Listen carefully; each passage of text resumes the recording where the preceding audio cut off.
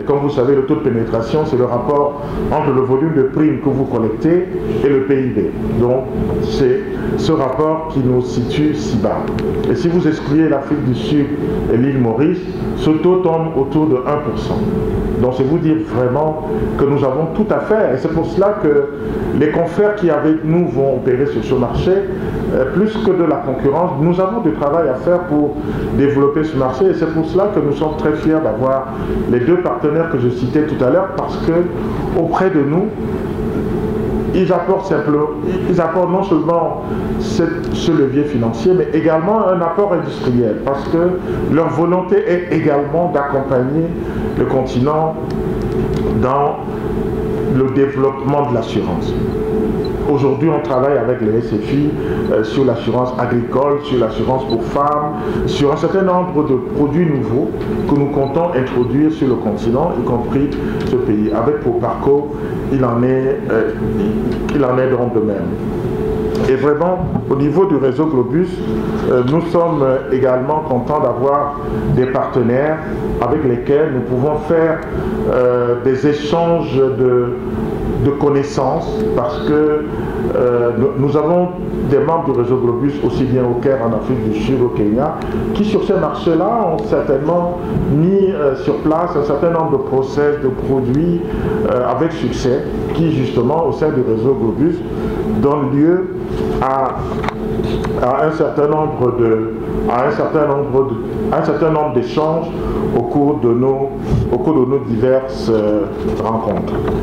Alors, voilà un peu l'identité de ce groupe panafricain dont le métier est l'assurance, qui vraiment a une certaine expérience sur nos marchés et qui a donc décidé depuis quelque temps maintenant, depuis l'ouverture de marché, de déposer un dossier pour avoir l'autorisation de fonctionner en RDC. Alors pourquoi la RDC?